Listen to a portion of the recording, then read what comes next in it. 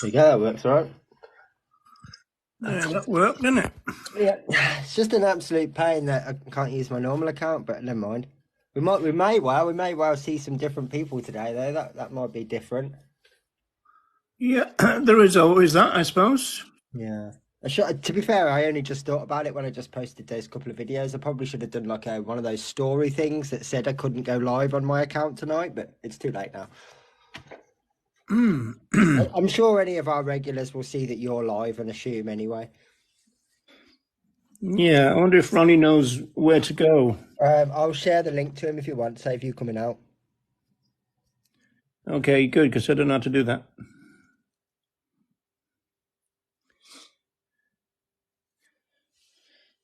I've spoken to the person who sent those comments about veganism. And right. So yeah, what actually, where did that, is that an Instagram conversation or where did that come off the back of? No, it just came as a Facebook Messenger.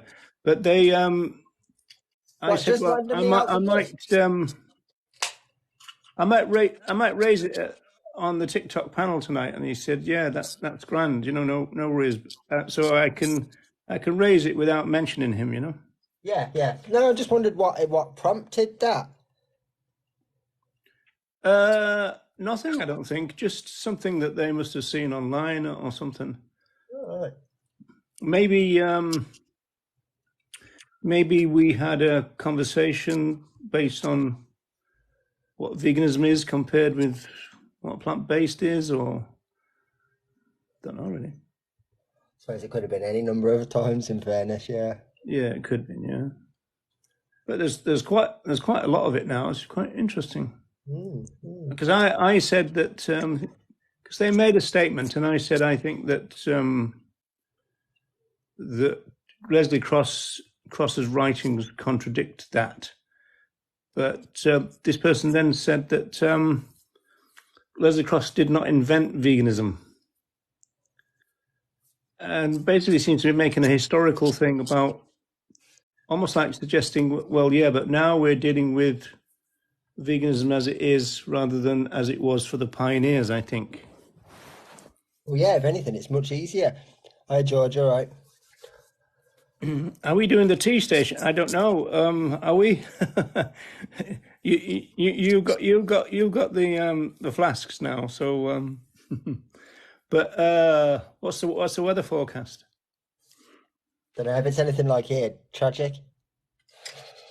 Well, we've had some real global warming where I'm living in Dublin. We actually had 6 people had to be moved out of their houses because of flooding and stuff. I was going to say, it's been absolutely torrential rain here today. I mean, I remember from being a window cleaner that when it used to rain like heavy, my boss would always have this opinion of like, we're not going to go home because it won't last because it's raining too heavy to last. Whereas the last year or 2 years, that whole sort of theory has gone completely out the window, so to speak, because it does last now. Absolutely torrential rain can rain for hours and hours and hours, and it never used to do that, in fairness. If it was like light rain or drizzle, yeah, it could go on all day. But now it really is belting it down for 6 or 7 hours at a time, which is unusual.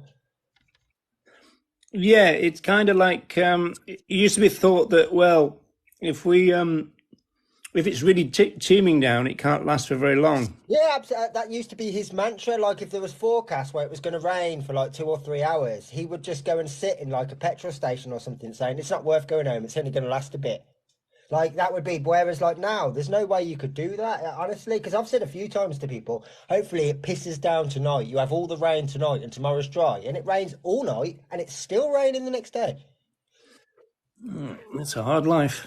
So yeah, there's definitely in my lifetime, well, not even my lifetime, in my adulthood, because obviously the weather used to be a big factor in our job. So we used to pay a lot of attention to the forecast. I have about 4 weather apps on my phone and all this different stuff. And so it's always something I've kind of taken a little bit of notice of. And I have definitely noticed that since I stopped doing it, the weather's got worse and worse and worse in that regard. It's either boiling hot or like nothing out. It's completely, something natural. It'd be absolutely smashing it down, or it's really heavy wind or something. There's always something going on now. You don't get very many English traditional buggy days where it's just like bleak. Don't get many days like that. There's always something now.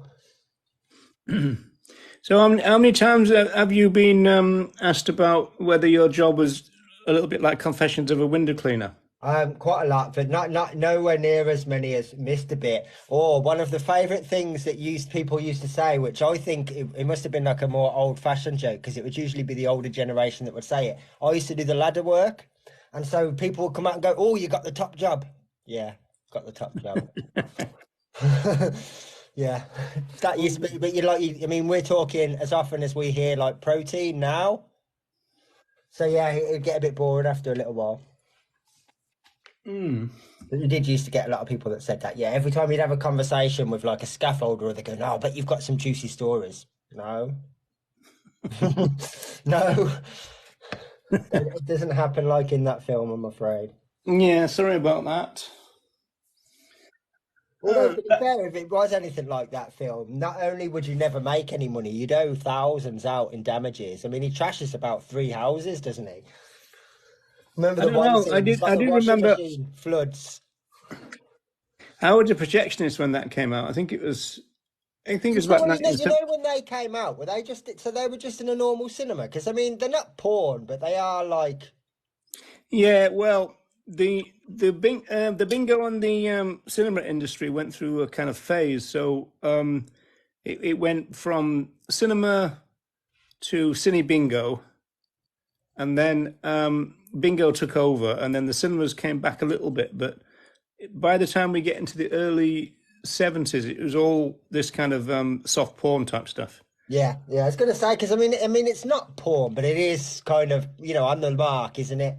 That typical sort of like I don't know 70s style where it's all right. Yeah, it was like a ruder version of Carry On, really. Yeah, like a Carry On film with sex scenes. Yeah, that's pretty much a good way to describe it. Yeah, that's right. And because there used to be, And correct me if I'm wrong, but it was the same actor, wasn't it? Robin Asquith. Yeah, was he the same like the sort of what's the word I'm thinking of? Not procrastinator. What's it? The protagonist in every film. Only in the Confessions of. Yeah, yeah. But there was about half a dozen or so of them, weren't there? At least. Well, I remember Window Cleaner was first, then Pop Star, I think. I'm not quite sure after that. But yeah, it was a franchise. But also there was a so-called bombshell, a kind of a British kind of Marilyn Monroe called Diana Dawes. I'm sure Ronnie will remember that name, but her husband was a big star in a lot of these soft porn things. Right. I think it's called Alan something, I think.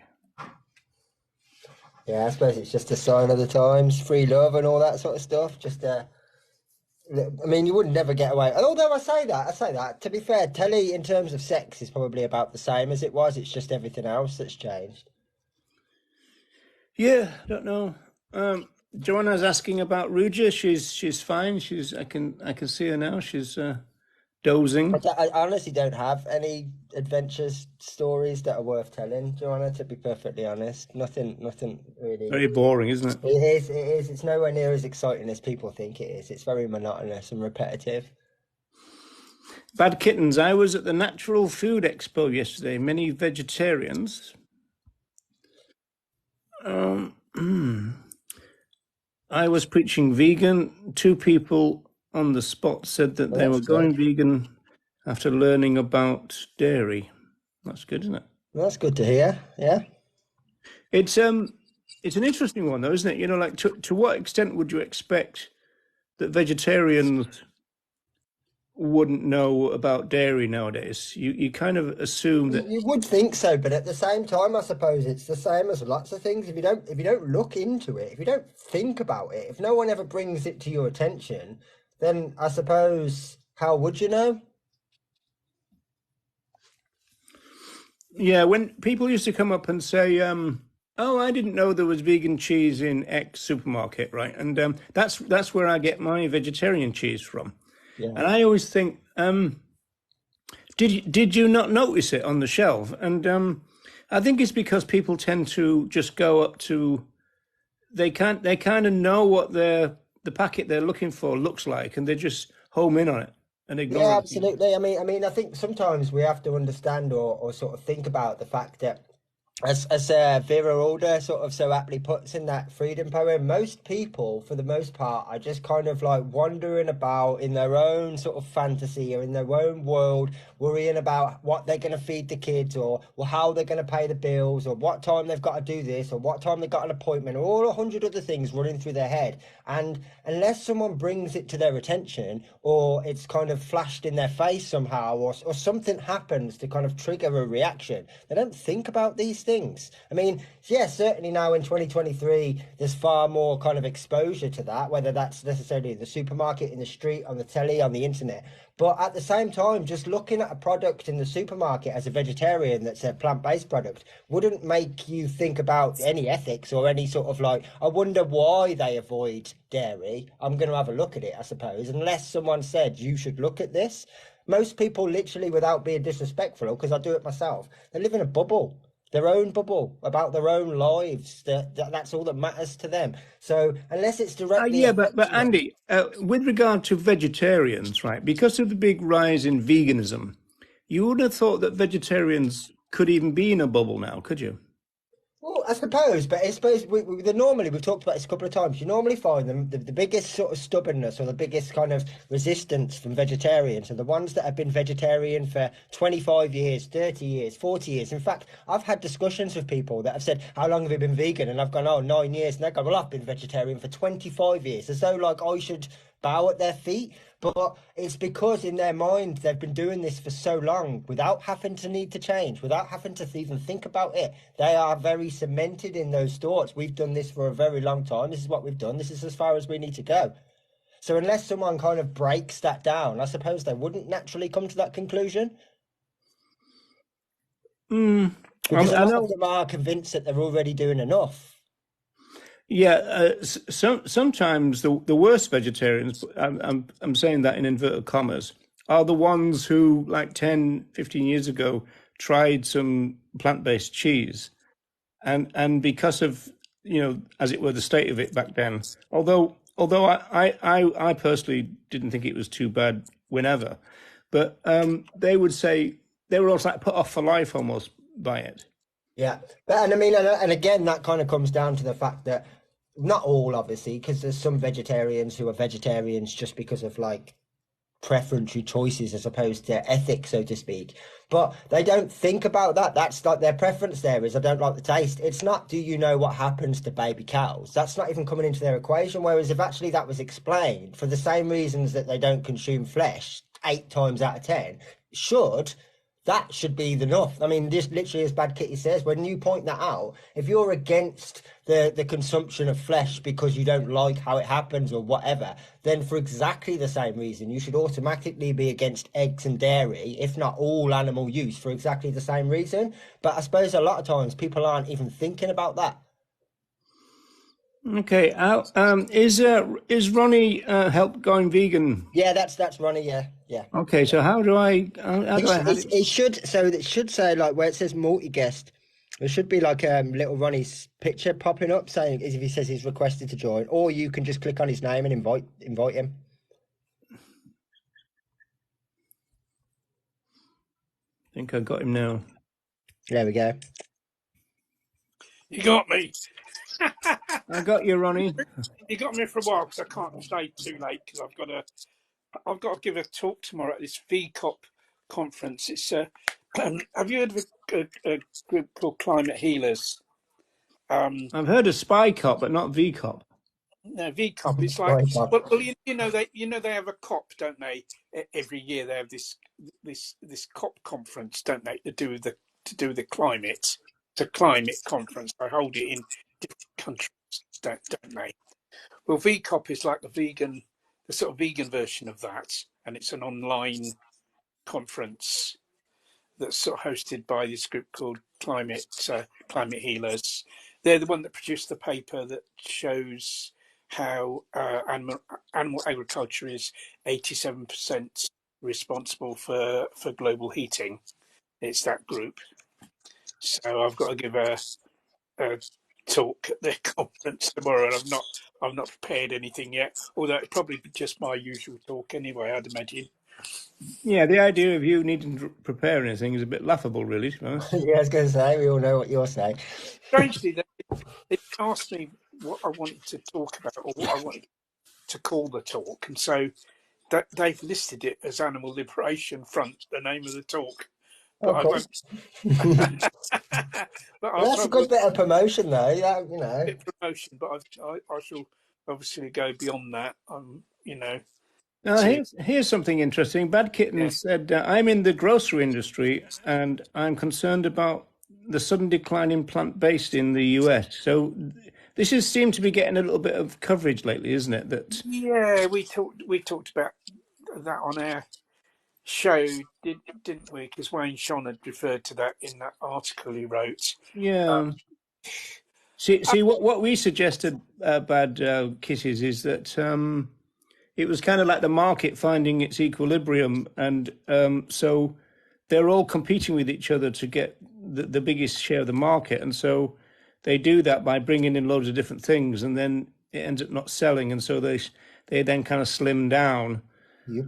Yeah, I mean, Because, the interesting way to be looking at it, Bad Kitties, is are we talking about, sorry, it's Doreen, I don't know if you mind us calling you that or not, but are we talking about like Beyond Burgers and things like that, that the well, I decline in think so, sales? because when you say sudden decline in plant-based, Yeah, doesn't I'm mean sure you're that not talking about like pasta and lentils and and tomatoes and potatoes. No, bananas. that's it. Yeah.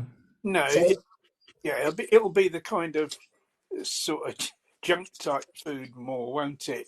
The burgers and the ready-made but stuff. yeah, we also have to factor in that everything gets more expensive all the time, and everyone has got less money, and that's a big thing. No one can afford really, for the most part, to go and spend £6 or £7 on two burgers or Yeah, those well, those those uh, fake marble steaks, for example. They're like £14 a steak. Who's got? I haven't got that. yeah, Like that's I no, think they're being undercut by the cheapo supermarkets like Aldi and that, aren't they? yeah, yeah. yeah. You see, if someone, if it's this isn't to do with people that are vegan. No, and I mean one thing we need to take into consideration too is what the one thing that we all kind of quite often talk about and whinge about is the vast majority of these groups, the vast majority of these people, the vast majority of veganish that are here is all about food. It's all about diet. It's all about meals. It's all about how to make this, how to do this, how to prepare this. So there's a good chance that a good chunk of those people as well have just learned how to cook and so don't need to go and buy all these ready-made things or like meat replacement products because they've learned how to use other ingredients. I mean, that's what we've really got an abundance of material about is food and cooking and meal prep and all that sort of stuff. Yeah, I'd hope that people, because of course the problem these days, a lot of people have been kind of brought up on junk food, while they were still consuming animal products. So what they do is when they decide to become vegan, they'll just substitute the junk food animal products with the junk food products suitable for vegans, won't they? That's what they'll do Well, as a well, Bad step. Kitty is saying six Yeah. months ago, industry news was flexitarians were driving plant-based growth, and so that was their business model. That's what should be the case because there's not enough vegans Yeah, to, to kind of support that, especially at the kind of top end.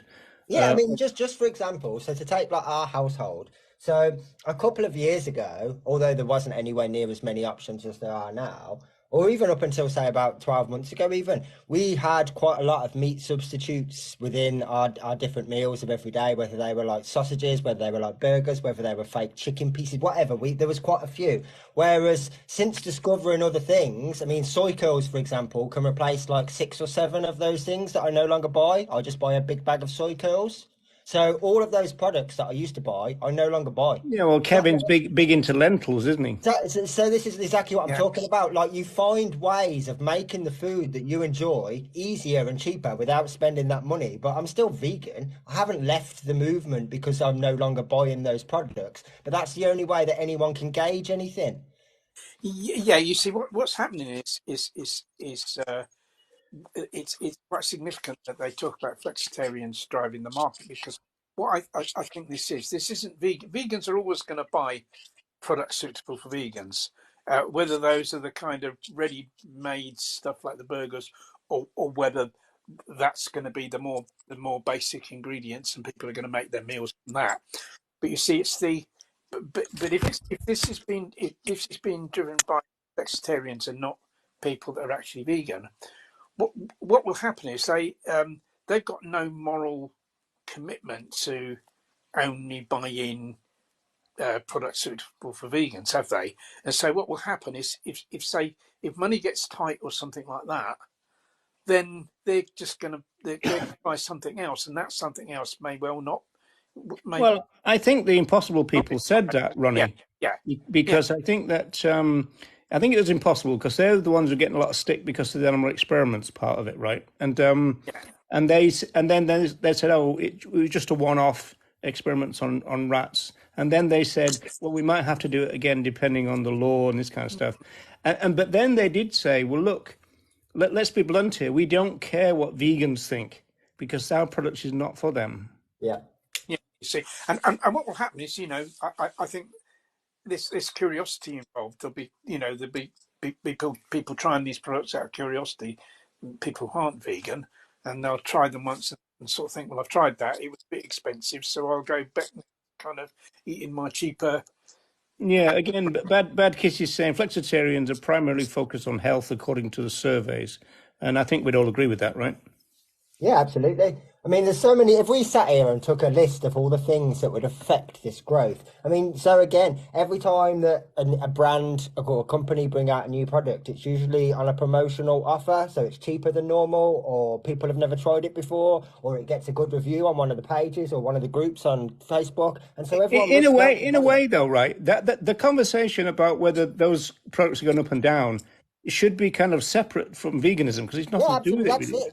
It's the only data that they've got to go off. That's the only thing that they can go off. Like it really is simple. I've used the example before. I think I've got a video on TikTok on my other account that literally talks about this. If, for example, Man United shirt sales for a season are less than the season before, they haven't lost fans. They've lost revenue. That's it. It fucking means nothing in regards to the size of the fan base. It means jack. It just means that for 1 year, people haven't put their hand in their pocket as often as normal. No other information is available from those stats. And that's exactly what is happening with the plant-based food. It's like, oh, the movement must be shrinking because this particular product isn't selling well. Well, that's not reflective of the movement in any way, shape or form. If anything, the figures show that veganism is hugely growing all the time. It's funny, just on I mean, this is a real tangent really, but I used to know this kid who was an Everton fan, and he was too embarrassed to not wear the shirt that he had because it wasn't their current shirt. And I was saying, well, look, that just shows that you've been a fan for a long time. But no, it didn't. That didn't wash at all. That he kind of needed the actual latest one, or he couldn't go, or he. Yeah. There's lots of people that are like that. Honestly, that's kind of how they are. It's weird, isn't it? Feel like that's their entry fee, so to speak. They have to keep up with it. Yeah. Is that why they keep changing the shirts so they can sell another? Because they change them every year, don't they? Yeah, absolutely, and they bring out 2 or 3. Oh, it's worse than that. They change the first, second, and third. Thing. 3, yeah. And then they have a training top as well. Yeah, training top as well. Don't forget, and they've got like 3 different goalie tops as well. So yeah, you can certainly spend a few quid if you want it. If you wanted all of them, it'd cost you a fortune. You wouldn't have it. You wouldn't be able to afford to go to the match then, would you? Because that costs a fortune as well in most cases, doesn't it?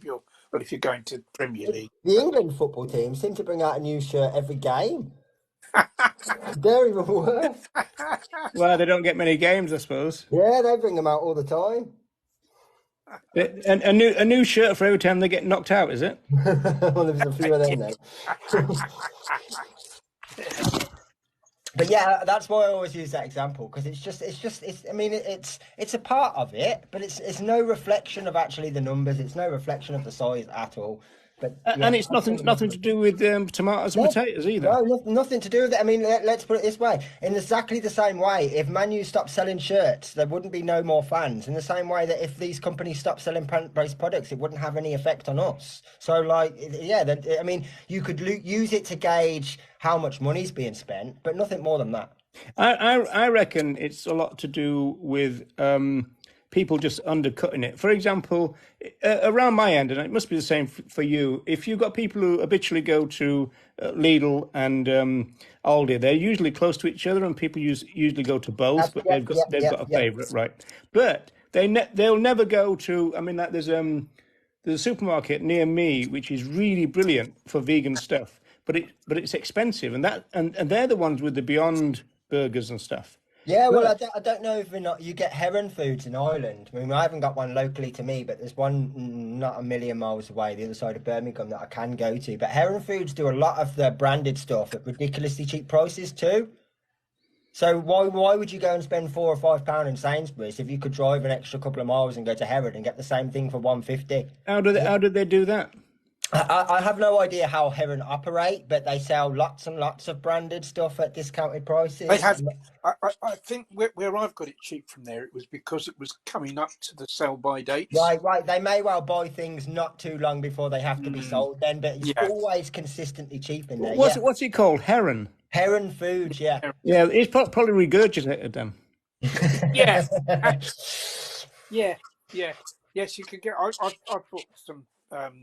But like, just for example, I saw, I think it was one day this week, Tuesday or Wednesday, someone had gone and brought 3 of the Heinz Vegan A's, which is usually about £2.75 or something in Tesco, and they're 75p each in Heron. So is that mayonnaise? Is it mayonnaise? Yeah. But that's why, because it was near to the stuff we got was cheap because it was near the sell-by date. And they probably got, the manufacturers probably got all of this load of stuff, and they go, "Well, give it to Heron because, otherwise we're not going to be able to sell it." Hey, look at that! Bad Kitty says something interesting. New brand Meaty, it's called MEATI. Here, as beef so realistic, I actually felt bad eating it, and that happened to me when there was a time when must be just before the pandemic, I think. There was a big surge in vegan-based stuff in Iceland, as in Iceland, the supermarket, rather than Iceland, the country, right? And I got some sausages from there. I had to give them away to Declan from the sanctuary because they were just too meaty for me. Yeah. Well, I mean, I think that raises another factor into this data, especially things like the Beyond Burger. Once upon a time, a vegan burger was basically vegetables covered in breadcrumbs, and that was the option that you got. Whereas now there's so many that look, feel, smell, probably even taste just like the real thing, so to speak. That might put a lot of people off too. It's too realistic. It's not going to put the non-vegans off, is it? No. But it will put anyone that's been vegan for a while or vegetarian. Yeah, but as we said though, the vegans don't really come into this equation. No. But they are still part of the consumer base, as are the vegetarians. And if they think that it's too realistic, they won't buy it either. Yeah, it'd be interesting to know, wouldn't it? Like of all the people who kind of, I don't think I've ever. Well, I think I had a Beyond Burger once when I was on a ferry, years ago, and I don't think I've ever had an Impossible Burger. Yeah. Ever, and so. No, I've had a Beyond Burger. Yeah, and I think it was. I think it wasn't very good, but I think it was like the last of what they had. It was just like a thin kind of battered burger type thing, Yeah. Didn't seem anything special to me at all, but I'm certainly not the market for that kind of stuff. Yeah. But I would actually say there's so many different little tiny factors that affect this that I was just say it's not related to us, and I don't know why I quite often see stuff like this get shared by us as though we should be taking notice of this. It's absolutely rubbish. It really is. And we've also got to pay attention to the fact that the media aren't our biggest fans. So they're always going to find things that paint us in a negative light or just loosely attached to the movement, even though they're not really related. I think to be fair, Andy, when people go, "Oh, this is the meal I had." Loads of people are having pasta and lovely baked potato and all that. They don't. It's not heavy on the junk food, or is it? Am I wrong about that? No. For the most part, it's not. No, most of the stuff that gets put in these groups is the real. That's why I think we have to take into consideration that because there's so many people now on so many different platforms posting very simple, cheap, easy recipe ideas and all that kind of stuff. Like, I would imagine quite a few people are doing this sort of thing. Why wouldn't you? If you can spend £2 or £3 and feed your entire family for 2 days rather than spending £7 or £8 and feeding them for one night, it's a no-brainer, really. All you got to do is watch a video. I mean, I've got to look at it like this. The way that all these algorithms and everything works, or even YouTube sort of revenue and that sort of stuff, unless you are putting out content that people are watching and enjoying, you don't last very long. And there are more food-based channels than anything else. There are more food-based groups than anything else. There are more food-based pages than anything else. So it's clearly popular, and people must be interacting with them, i.e. using the recipes, repeating the recipes, sharing the recipes. Otherwise, they'd look at the page once and never go back, or they'd watch the video once and never go back, but they clearly are. So they must be getting something out of it. Joanna says something really interesting. Ronnie, they're talking about kind of, the bean burgers and all that kind of stuff. Now we obviously started with, sauce mix and stuff, which wasn't, because Joanna's saying that these bean burgers tasted like cardboard, but sauce mix didn't. And so it's funny how the bean burgers suddenly became a thing, and it almost like pushed out the sausage, which was better, surely. So how did that happen? I kind of don't really. I know Sosmix was like probably the original vegan junk food. Yeah. To be honest, because it wasn't healthy, and I mean you can still get it. That you can get it. You can see the original genuine. Yeah, you got to get it online though, haven't you? You got to send away. I think it's alternative stores do it. I think you send away. You can buy a huge bag of it for about £70 if you want. Yeah, because I think the stuff you might find in the shops now are not vegan anymore, are they? Well, so you've got to get the original. Well, I think it's like Happy Dog. Remember Happy Dog? Yes. The vegan dog food, yeah. Yeah. Yeah. And so suddenly they then started having a vegetarian version, or they might have had one anyway. And now I think finding Happy Dog is quite hard. Yeah, I don't know. I don't really know. I mean, our dogs used to eat Happy Dog when we had dogs, but that was many years ago. You used to have crinkle cut crisps in there, didn't it? In the Happy Dog, oh well, there were two types of Happy Dog. You see, there was like this Happy Dog that was made up of all different kind of flakes, and you soaked it, right? Yeah, that's it. Yeah. The trouble with that is like they used to shit loads of it out, like lots of it wouldn't get properly digested, and then they started bringing out Happy Dog nuggets. So they made it into nuggets, and it was a bit more expensive, but it was much better because they actually were able to kind of digest all of that. Oh yeah, well, I never. So it was a flake for me. I'll tell you an interesting story about Happy Dog. Yeah. Is that we one of the rescue cats at Dungeon Lane in Liverpool. She was called Chowder, and she was a devil for catching voles and tormenting them. So we ended up feeding her Happy Dog, and then she would go out and kill the voles because she would catch them, torment them, and kill them anyway. It's just that when we didn't feed her flesh, she would kill the voles quicker. So she wanted them. Yeah. So we thought that was a bit of a compromise. And then on sauce mix, we used to have a rescued beagle. He was really weird. He would go up and sleep in this bed for something like 4 days, and then he. So I don't know what they'd done to him, but he was from a lab, and then he would come down and he would pee for about 12 minutes. It was really weird because he had his leg cocked right, and by the time he'd finished, his leg was down because it was too tired, right? It was so funny, but he used to love breaking in and getting the sauce mix, but he liked to eat the dry stuff, and then he'd go and have a drink of water, and then his stomach used to be like solid. It was like a yeah. I've known that with dogs that ate a load of dry Happy Dog and then drank a load of water. Yeah, they had that same problem. Yeah, he did it more than once. This one, I think we called him Toby. I think. Yeah. Yeah. But we had I've got a funny story about the first cat that I ever had. It was when I was living in a squat in London, and this um, and this kitten turned up on the doorstep, and so we took this little kitten in, and we put posters and everything all around the place. Has anyone lost a kitten and all that? But we had no response, so we decided, we'll keep this kitten. And but what we did when the kitten first came in, we thought, we need to find some sort of litter tray for the kitten.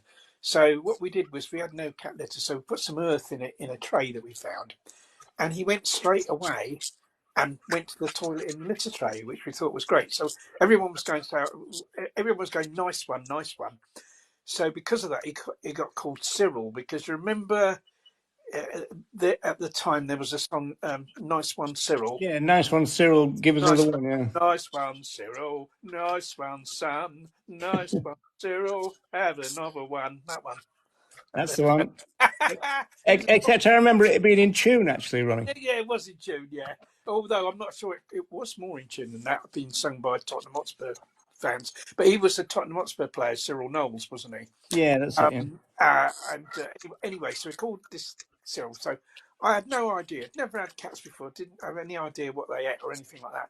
And I thought, well, what I'll do is I'll give him nut meat. I'll feed him on nut meat. You see.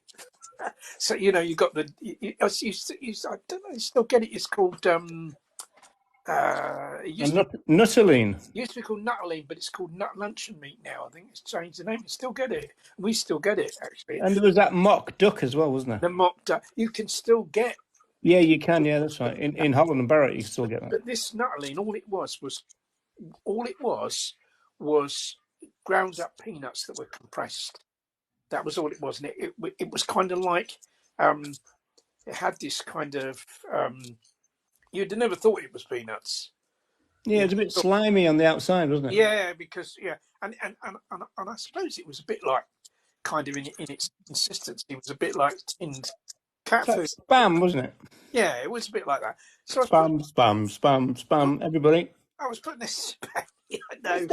Serious question. Was there any sort of I don't know, rejection or whatever about it being called nut meat before 5 years ago? No, I don't think there was. But I mean, but he didn't really with this. I put this in his bowl, this nut meat, and he didn't eat very much of it. And he said, but he seemed to be doing all right. And I thought, blimey, this stuff must be good because he's not eating much of it, and yet he's doing great, And anyway, after a couple of weeks, we had a knock at the door. I opened the door, and there was a very angry woman. You've been feeding my cat, yeah. No. She said, "Will you keep your kitten under control?" I said, "What's he doing?" He said, "He's coming in the window, he's knocking my kitten off his food, and he's eating my kitten's food." So that's what he was doing. He was going up the road to this woman's house and eating her kitten's food, and that's why he was doing so well. It wasn't the nut meat at all. So you're taking in a bit of a thug then, really? Yeah, well, yeah, he said, "But sod this bloody vegan stuff. I'm up the road to, eat some cat meat from another kitten." Hey, do you remember these tins of stuff called Bologna? It was called. It was like I think I do. Yeah, it was like Nuttolene, but it was like darker red. It like a darker red, and when you kind of put a knife, a fork into it, it kind of came off in kind of strips and everything. And everybody used to hate it, and I used to love it. I did. It was like a dark. It was like a dark version of the Nuttolene, and I found it was a bit more. It was a bit more grainy. It wasn't so kind of slimy. Yeah, I used to love it. Everybody thought it was horrible, but I thought it was great. Was that what it's called? Bologna, yeah. Was it something? Because I couldn't remember the name. I used to really like it. Yeah, I liked it as well. I liked it. It had a stronger taste, didn't it? Yeah, it did. Yeah. I used to just eat it out of the tin. I did. Yeah, I did. I think it was wheat. I think that was made from wheat protein. Yeah. I think it was. Yeah. That kind of gluten. Yeah. But we still get. But I tell you what, the what they call the nut luncheon meat that you get now, which was the Nuttolene. It's really nice for just something that's all it is peanuts. That's all it is, right? Like compressed. and it's really versatile. You can have it in sandwiches with a bit of onion and pickle, or you can fry it up. I have it fried up like for breakfast with like beans and stuff. And yes, it's ever so versatile. And that was way back. I mean, that goes way back to oh blimey, 60s at least. I would say that stuff. And probably, and I would say, kind of much more healthy than some of the stuff you get these days. Because if all it is peanuts, that's Yeah, it's like peanut butter now. It's just peanuts, isn't it? Well, yes, unlike back in the early 70s when they used to put beef fat in it. Yeah. Hi, Corn Hub. How are you doing? Listen, guys. I've been contacted by somebody on Facebook Messenger, and they've got this kind of challenging perspective that I wanted to run past you. And I said to them that I would, and they said that's fine. So I thought I'd go through it like a paragraph at a time and see what you think. This guy says, if veganism is a philosophy, then it is a human supremacist philosophy that offers no fundamental challenge to human conquest of the planet and the destruction of wild communities and their homes, but simply insists that we do not consume the animal of the world we've conquered. I mean, that's not that's a reducitarian version of veganism, in my opinion. I think the vegan ethic definitely does cover concern for animals living in wild and concern for habitats. And it's an anti-speciesist philosophy, so speciesism would include that. Our destruction of the natural world is an anti-speciesist action, isn't it? Is a speciesist action, rather. Oh, right, yeah. So I've remembered the context now, Andy. The context was I put a post up saying that I've been told that there is a massive difference between veganism and animal rights. And so this person is saying veganism has got nothing in common with animal rights. Well, you see, if all that person regards veganism as is a diet, right, and it's all about a diet, and it's all about not consuming animal products, right, then it wouldn't be the same as animal rights, would it? But veganism is actually far more than just avoiding animal products. Well, they do say, but really, veganism is mainly a diet and a lifestyle practice, not a philosophical position or ethical stance. Well, that might that may be the way that a lot of people who call themselves vegan see it, but that isn't actually what it is, as we all know by going back to. Yeah, but they come on to that, Ronnie. They're basically saying it's all right for you to keep harping back to the past. We've got to deal with vegans in the present. Well, I think you have to inform people of what veganism really is, don't you? It is what it is. Well, I think this person is saying veganism is what the modern day vegans say it is. But I mean, but it kind of it can't be, can it? It can't be. You can't just make up what something is like that. Well, it's that veganism has been forged in the image of the new vegans. That's what they're saying. Yeah, I mean, yeah, I understand what they're saying, but it's like I always say, like if someone said, "Well, look, I'm not gonna bother about Karl Marx. I'm just gonna make up my own version of what Marxism is." Well, that would, I mean, that would be just crazy, wouldn't it? Because it is, you have to. Yeah, well, that's.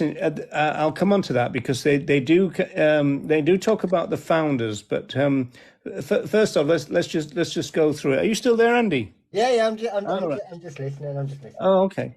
And so they said it's nothing to do with animal rights. Unfortunately, most so-called animal rights activists are actually just vegans. So they fail to see the difference. But he hasn't laid out what the difference is. He's Well, just said there isn't one. yeah, that's true. Well, let's proceed then, see if we get any clues. Veganism is a climate-friendly health diet, and I support efforts to promote it on those grounds. By implying that it's anything to do with animal rights is an utter betrayal of the wild creatures murdered by the quadrillions to sustain aspects of our way of life considered vegan. What our way of life considered vegan? I mean, they're into crop deaths, I think. Right. So yeah, but you see, once again, we're back. We're back to the fact that non-vegans are responsible for far more crop deaths than vegans are. Yeah, but that doesn't mean that vegans aren't. No, it doesn't mean that vegans aren't. But it's something that if we're ever going to if ever we're going to do something about reducing crop deaths, we're only going to do that when vegans are in charge of things, because we're the ones who are concerned about the other animals and concerned about the plight. Yeah, this is where we get into structural problems as opposed to just individual consumer choices. Yeah. Yeah. Well, veganism is far more than consumer. Consumer choice is part of it, isn't it? Is part of it in that when someone becomes a vegan, a big part of that is avoiding animal products, and so that that can be seen as a consumer choice, but it's actually far more than that. Well, Joanna is saying this person doesn't know a thing about veganism. Sounds like a sea lining troll. So, Andy, you're young. What's sea lining mean? I don't know what sea lining means, but you don't. It's like gaslighting, isn't it? But it's something else. Yeah, I'm not sure. Come on, Joanna. What does sea lining mean? I'm not sure if I could. I've heard it before, but I can't remember, to be honest. So, I mean, what do sea lions do? But then again, what does gaslighting got to do with anything either? Well, yeah, I mean, a sea lining troll. Sea lining. I don't know. Yeah, but yeah. So I mean, it's hard to respond to what this person is saying without kind of them first laying down a position. I mean, them just saying you're wrong. Why? Okay, why are we dismissing everything that was ever said? Sea lining is a critical term for a form of trolling. Okay, so what type of trolling then? That involves relentlessly pestering someone with questions. Oh, okay. Oh, okay. Right. What? That sounds a bit suspicious to me. Sea lions don't do that. Yeah, I was going to say, I'm not sure where does the sea lining bit come in? Anyway, let's just pursue this a bit more then. See if we can put some more flesh on the bone, to use a non-vegan phrase. But really, veganism is mainly a diet and lifestyle practice, not a philosophical position or ethical stance. But people adopt veganism based on ethical stances they hold, like feeling it's wrong to contribute to climate change. So I said at this point, I would suggest that the writing of Leslie Cross contradicts all of that. And they responded by saying, I would suggest that Leslie Cross did not invent veganism, and it is not representative of how veganism is practiced outside of his own head. And they also said his writings may be great, but so what? Well, it's not even about whether you think they're great or not. That part's kind of irrelevant. That's a personal opinion. But the furthest bit, i.e., he didn't necessarily define veganism and his writings don't spell it out. Well, whether he is quote unquote responsible for coining the term is absolutely irrelevant. Did his essays lay the foundations for the philosophy? And I repeat that word, philosophy. Yeah, absolutely they did. So should we disregard them because you don't agree? No. I mean, that message is as simple to respond to as, well, I don't think so. Because that's all they've said. Based on what? All the evidence disagrees with you, and you're basically saying, yeah, but fuck the evidence. Well, there's a bigger question here. When Leslie Cross did not invent veganism, well, none of the pioneers invented veganism according to one view. What they did was they named it. Yeah, and it's grown and grown and grown. I mean, there's 10 years potentially between when the word vegan was coined and the surge came out. That's a long time of working on a theory, isn't it? Oh yeah, I mean, well, I suppose it was down to about 5 years, really, wasn't it? Yeah. But like, it's a long amount of time. Yeah, I mean, when you think of, I mean, that's longer than it takes to get a PhD. Is it? I mean, yeah, and like, so you like to think that when they released it, they were all very happy with it. That's why I like to make the point that, look, if you're going to say that such and such was wrong, why was it never ever stated anywhere that was the case? People, it's not like we're talking in this day and age where someone makes a decision and they post a Facebook status and it's done. There's years and years of correspondence that goes between these things. Why did nobody ever say anything? Why did nobody ever question it? Why did nobody ever challenge it? Oh, well, you like the next thing that he says then, Andy said, his writing may be great, but so what? I mean, I think his writings can be appreciated as its own thing, but I don't think the fact that it agrees with your perspective makes it the authoritative word on what veganism is and is not. It's like the cherry picking of the Torah for its best bits and then calling it a humane work.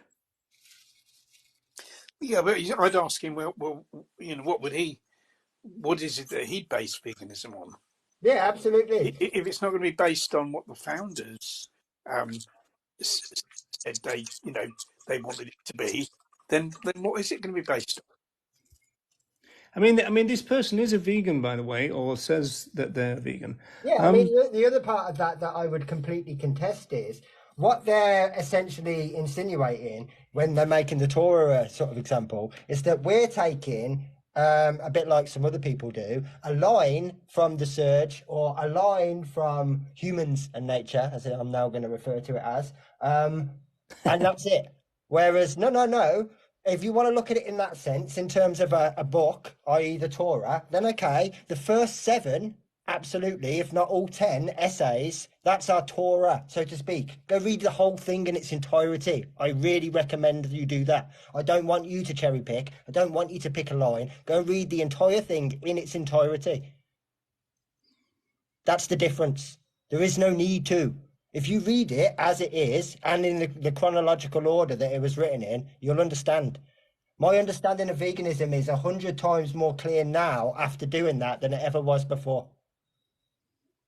Okay, so this is what they say next. They make the point about the Torah, and that you can pick the best bits and then call it a humane work, and that means it ignores and overlooks the violent misogyny, homophobia, and speciesism, etc. within that. Vegans are people who take products that countless trillions of wild creatures are murdered for and call them cruelty-free. They are the humane myth applied to wildlife. Yeah, you see, I personally, I do have a little bit of a problem with the cruelty-free. Yeah, I mean, cruelty-free most of the time doesn't even mean. It's to do with animal testing, that though, isn't it? Yeah, it doesn't mean vegan by default. You have to look for the second sticker. Yeah, and the thing is that it kind of actually it isn't. If you look at the whole way that these products are produced, okay, it might be that they're not tested on animals, but there may well be other aspects of their production that do cause the oppression of other animals, that do cause death and suffering to other animals. So in that respect, I've never liked the cruelty-free label, and I prefer it to be labelled maybe not tested on animals or does not contain animal products or something like that, rather than calling it cruelty-free, because I think there is a bit of an inaccuracy about that. Yeah, to answer Graham, I don't think the person is identifying as a Jain. No. Yeah. You see, the thing is that is, but you see, in terms of food products, it's not food products that tend to be labelled cruelty free. And this person's talking about the production of food and animals that are living in the wild that are killed through the production of food, aren't they? Food products tend not to be labelled cruelty free. What tends to be labelled cruelty free are things like cosmetics and household products and stuff like that. That's not Well, they're fixed. I mean, their argument is fixed on what vegans do to so-called wildlife, right? Well, the thing is that you see, if you're saying, right, okay, that is a problem. What humans as a whole do to. Hi, Jennifer. Sorry, Ronnie, go on. Yeah, no, that's. I mean, what humans as a whole do to free living beings, animals living in the wild, is horrendous.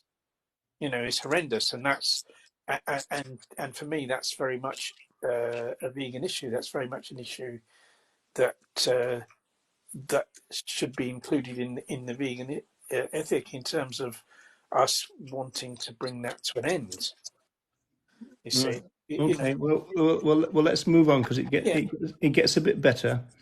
Vegans who focus on health and environmental concerns, I don't mind, because they're not misrepresenting veganism as having to do with animal rights. But I think conflating veganism and animal rights only serves to undermine the radical potential of animal rights and is a betrayal of wild creatures. You see, what I mean, there's a few things to be said about that. And I mean, if someone is concerned about animal rights across the board, which of course they should be, then what diet is that person going to adopt? What is the? Well, let me go on. Okay, betrayal of wild creatures. To me, vegans are to wildlife what ovo-lacto vegetarians are to dairy cows and laying hens and honeybees.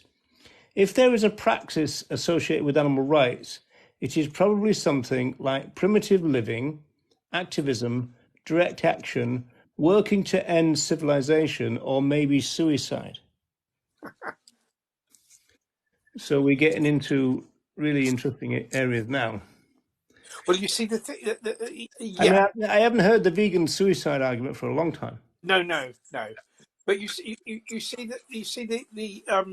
the thing about. So is this a person who thinks that kind of maybe hunting causes fewer, No, I don't think it's that. No, I don't think it's that. So go through that list. Go through that list again that they said. The practice associated with animal rights? Yeah. Okay. If there is a praxis which is a struggle associated with animal rights, it is probably something like primitive living, so that you could say is in line with, say, Kathleen Janaway, you could say. Direct action, working to end civilization, so we could have a long seminar about that. I mean, the pros and cons of that, because I suppose we wouldn't mind that, the end of civilization, although it tends to... Well, well, isn't it that we...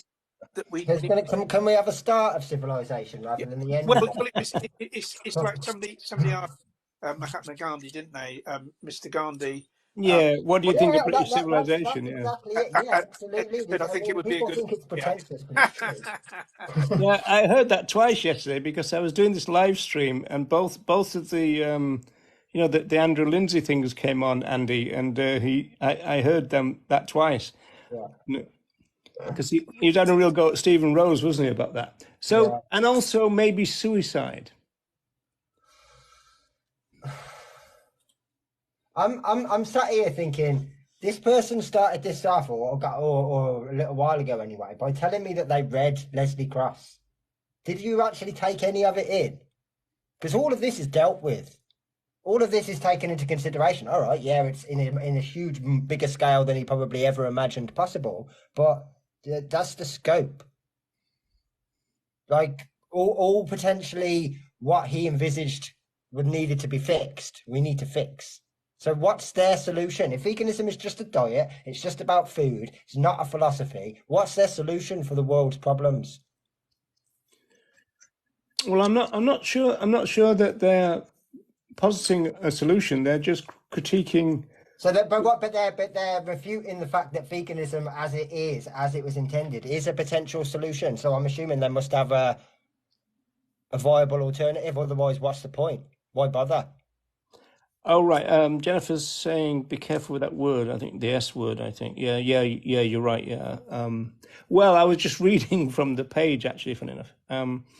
Well, let's see if we can flesh it out a bit more then. I'm really reluctant to say flesh it out, but there's no reason why you shouldn't really, in a way, shouldn't you? Avocados or something. Let's avocado flesh it out. Perhaps veganism in the sense of non-participation in capitalism, but I am personally not interested in individual consumption ethics, other than those that are directly causal to immediate harm, as I am in actions for systemic change. Here we go, Ronnie.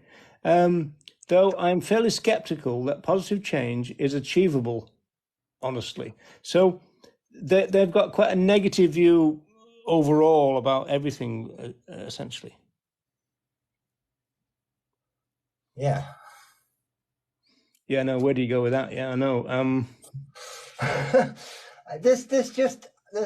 mean, it really is like, okay, that's your position, but still, I could just respond with, well, I think differently.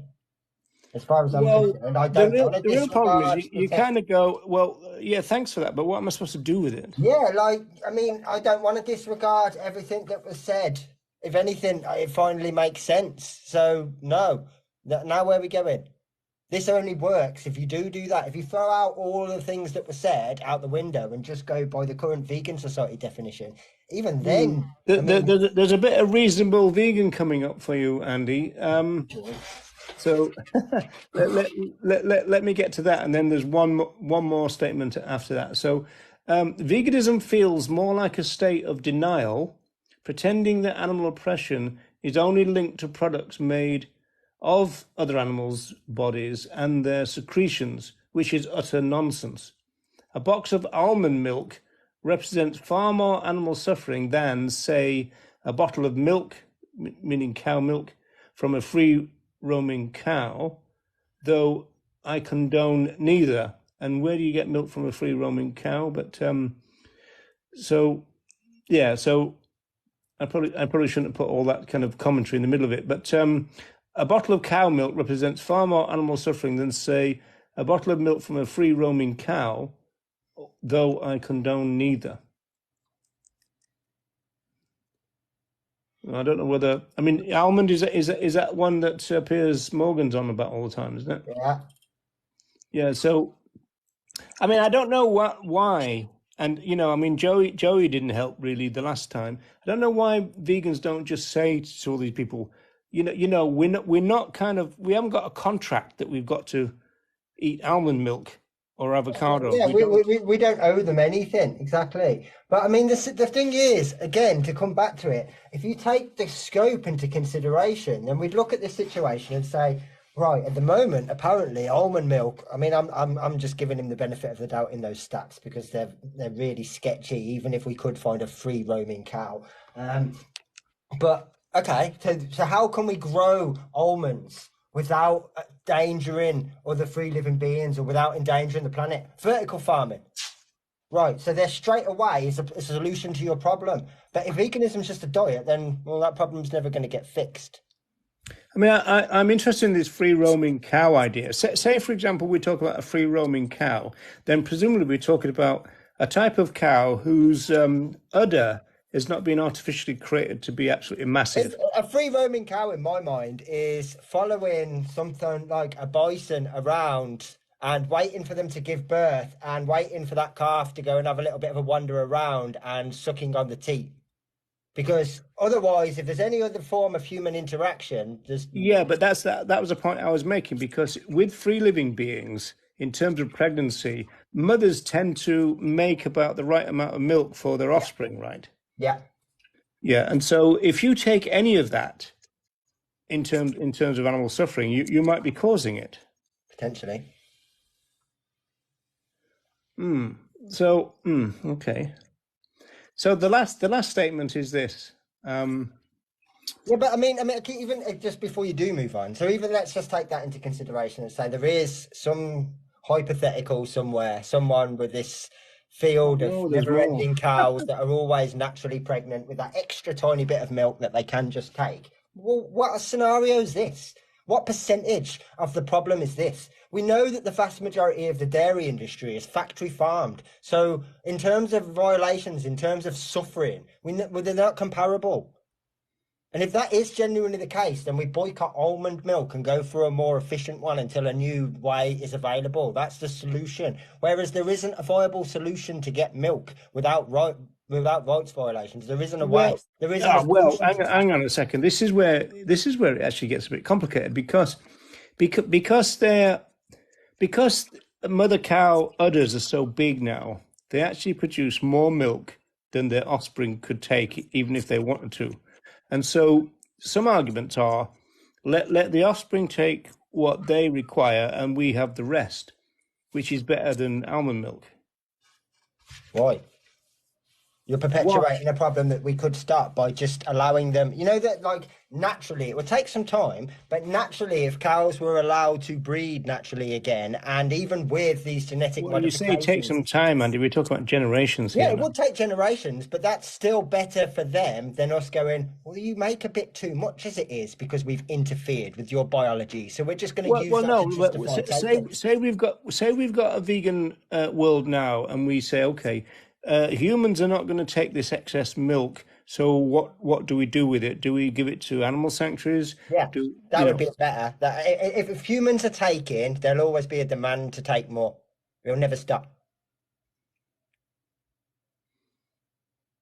I'm not. I mean, like that is kind of like mixing philosophy, psychology, and practical, right? I'm just thinking about if suddenly, like the way that non-vegans love to say it. Well, what if we had a vegan world? But taking that, okay, so take that into consideration. We've got like a vegan world, and so that's the problem, the dilemma that we face. If we've got a vegan world, I'd like to think that we'd found an efficient way of farming almonds or oats without causing any harm to anyone else. Yes. No, but if we had a vegan world overnight, what do we do with the cows? Is the question. Yeah, the thing is that we're not going to get a vegan world overnight. That isn't going to happen. Well, to be fair, I've said this loads of times. How many industries are there at the moment that oppress cows? You get them all in a boardroom and you say, right, how much money you got in the bank? Because we've got 60 billion cows that all need looking after for the next 20 years, and guess who's paying for it? You are. There you go. Problem solved. What will happen though is as the industry declines, then But we would have to carry on milking them on welfare grounds, wouldn't we? Well, possibly if that's the kind of way that it all came to an end. But really, you'd lessen that all the time. You wouldn't keep it. No, but we're talking about this overnight situation. But what I'm saying is, if you were talking about like milking them because otherwise they get mastitis or because they would make them sore because they're not milked, you'd do it gradually to the point where it would be like, we're not taking any milk today. You can have a day off. Yeah, but there's another point on this, and it kind of goes to what he's concerned about. He's concerned about the plight of free living beings, and that veganism doesn't address that. And then he's talking about the fact that taking milk from a free roaming cow probably means a free range cow, where they're all spread out over a big area of land and not confined in a factory farm or anything like that. They've got lots of space to roam in and stuff. It's claiming that's that causes less suffering or is more humane than almond milk. But he's failing to take into consideration the huge factor which does impact on free living beings, and that is the amount of space that free range cow farming takes up, and the fact that could be allowed to go back to, could be rewilded if that amount of land wasn't taken up by animal farming. You see, I mean, it's like George Monbiot's argument that in a sense, extensive animal farming is as bad as intensive animal farming, because although intensive animal farming is worse for the individual animal that's farmed, in terms of in terms of natural habitats, um, the the extensive farming, the free range farming, is actually worse because it takes up more space that could be rewilded and could be given back to animals living in the wild. So by advocating free range, he's actually harming the very animals that he's seeking to protect.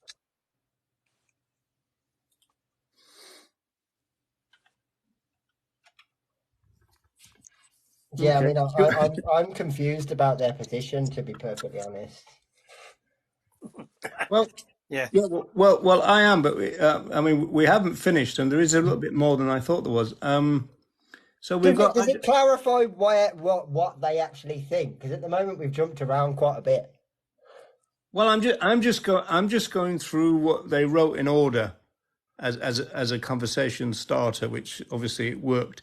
The next they say is agriculture is a state of permanent war on the planet and its inhabitants.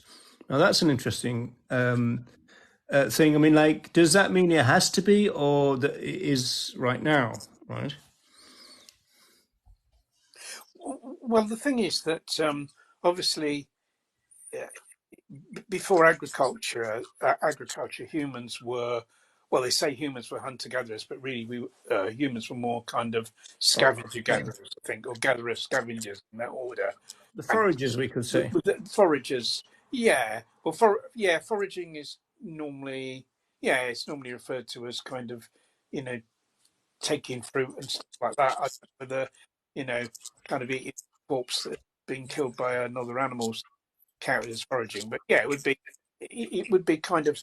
I think hunting was only really quite a small part of it.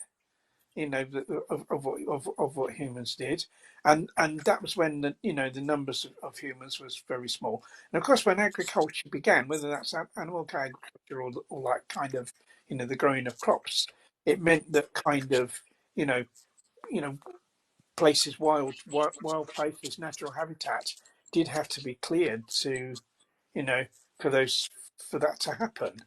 You see, so that there was an impact in that way, and it kind of and there are people that argue, well, it was kind of better, it was better all round, for other animals as well as for humans, when we were still kind of gatherers, scavengers, hunters. Like that was kind of a better situation. But the problem is you can't you couldn't sustain that with the populations we've got now. The world population of humans, when that was the case, was massively smaller than it is now, and with the current population, you couldn't have that kind of society. There wouldn't be enough food, so we wouldn't be able to find enough food. Well, presumably the argument would be that that's the way it should go back to, I suppose. I'm just going to put that down to read the next bit. So agriculture is a state of permanent war on the planet and its inhabitants. Diving plants from animal-only... this might be a typo, I don't know.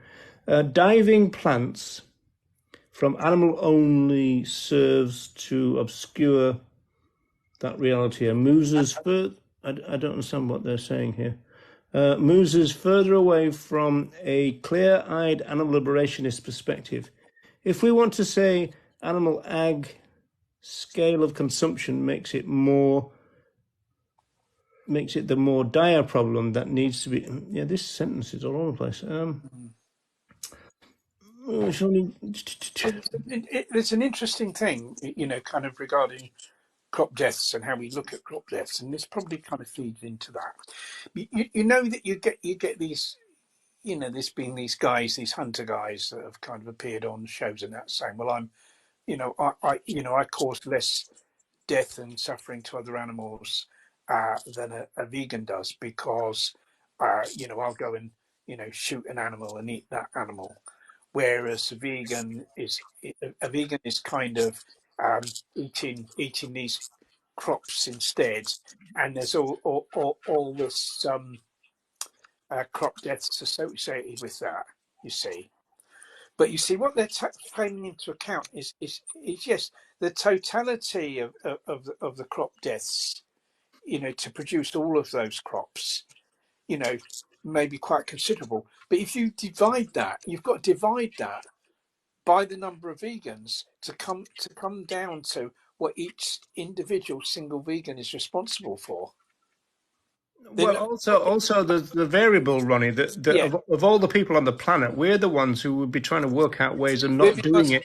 But you see, each single vegan is only responsible for a tiny amount of crop deaths, right? Because you have to divide the number of crop deaths by the number of, Yeah, but I mean, it'd be nice to not have any at all, wouldn't it? Nice to have I mean, that's what I was about to say. Let's look at it this way. Whenever these examples come up, the hunter that lives in a cabin in the woods and they hunt one elk and it lasts them all this time and that's blah, blah, blah, blah, blah. Okay, on the face of it, if that's genuine, all 100% true, then yeah, on a case-by-case basis, that person is probably causing less harm to the planet overall than the average vegan. But that's no different than me saying, I know someone that lives in a woods who doesn't hunt, grows all their own food, wears clothes that they make out of hemp, blah blah blah blah blah. They don't contribute any harm whatsoever. They live completely. Yeah, I mean that's the cosmic skeptic thing. But I mean, if the entire population of humans were doing that, can you imagine the carnage going on in the woods?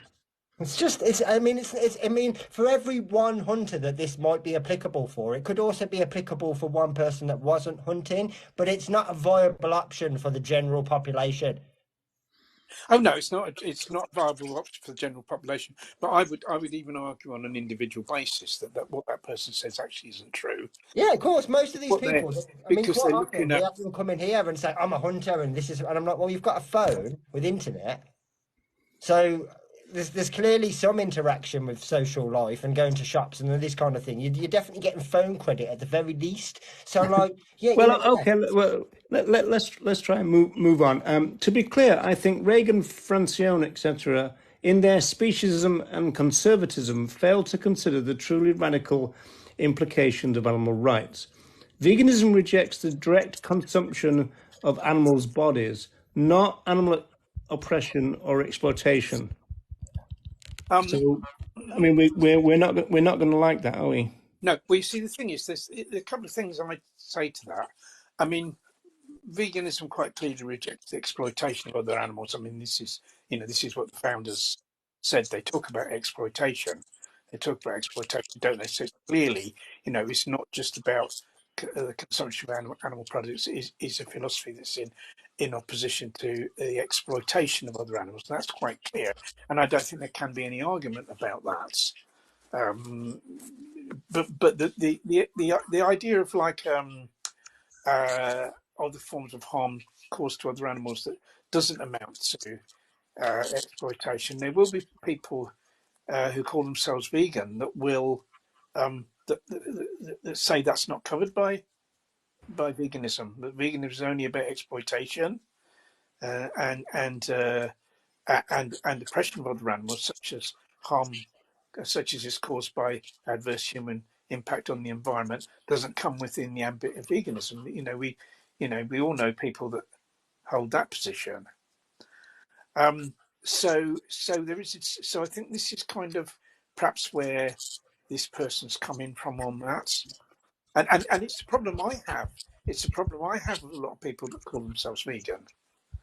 That they're kind of, it's like almost something I call animal liberation, but not too much. In other words, I'm going to go so far. I'm going to kind of, I'm going to avoid animal products. I won't go to the circus, won't go to the zoo, and I'll do things like that. But then I'll fly halfway around the world on holiday, with all the harm that is causing. Well, you could go to a vegan camp out. Well, yeah, you see, so that is a problem, and this person is kind of identifying, that problem. Yeah, well, they elaborate now, Ronnie. So listen to this: veganism rejects the direct consumption of animals' bodies, not animal oppression or exploitation. If that were not the case, literally no commercially produced food produced food product could be considered vegan because all of them are produced via deliberate or knowing harm to enormous numbers of animals, and many are produced via the exploitation of animals, so long as their bodies do not end up in the ingredients list.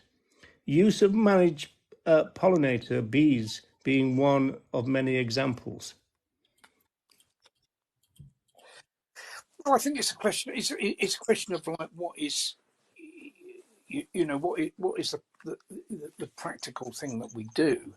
What is the practical thing that we do? We have to eat something, don't we? Well, okay. I mean, if we pursue that line, I mean, we go back to the 89 debate here, where Ryder was asked, where do you draw the line and everything. Now, if we're talking about crop deaths here, then we're talking mainly about insects, but not exclusively about insects. Now, do we regard in the modern animal movement insects to be sentient individuals or not? Because when they were talking about it in 1989, it wasn't certain. I mean, is there a consensus in the vegan movement now that insects are sentient beings? And would that include, for example, locusts? I think they're kind of is more so, and I think it's more a view of giving them the benefit of the doubt, isn't it, than anything else? Yeah, but that's not science. So what does the current science say? Does anybody know? There's been a recent some recent research that indicates that bees are sentient. Yeah, well, we've always in the vegan movement made a special case of bees, though. But you see, the thing is, bees are insects, so doesn't that kind of open the door to other insects being sentient as well? Why would bees, have sentience when other insects don't? That's the question. No, I agree with that. I mean, like bees have got a complex social situation, but so have ants, for example, right? Yeah, so have ants, yeah, and probably so have locusts and also termites. I mean, termite, the kind of mounds that termites make are being almost like being talked about in terms of being like a science fiction kind of, multi-story kind of society kind of thing. Yeah, and ant nests, we couldn't rebuild one. Physically, with all the tools and technology and all the know-how in the world, we couldn't recreate an ant's nest. No, it's a mystery as much as like the pyramids. But that also brings into consideration, it's hard to list sort of scientific data when a lot of the studies that are done in this kind of thing are not looking for sentience, they're looking for other things. There's no real interest in the way that we're us having this conversation. There's no interest in order to find an answer. No, but what I'm asking, Andy, are crop deaths by and large even covered by animal rights theory, which is based on sentience? Well, I don't know whether the sentience would be the right argument. I mean, definitely in terms of awareness, I think there's no argument there in the way that you say. Ants will recognise the difference between different colonies, for example, and all that kind of stuff. Yeah, but you see, the point is, from an animal rights point of view, it doesn't matter if they're not sentient. Mm-hmm. I suppose it depends on what your definition of sentience is. I mean, if science turned around and said, for example, ants aren't sentient, I would still look at them and say, well, the fact that they can recognise one another, they know they exist and they know that other ants aren't them, not even part of their colony, that's enough for me.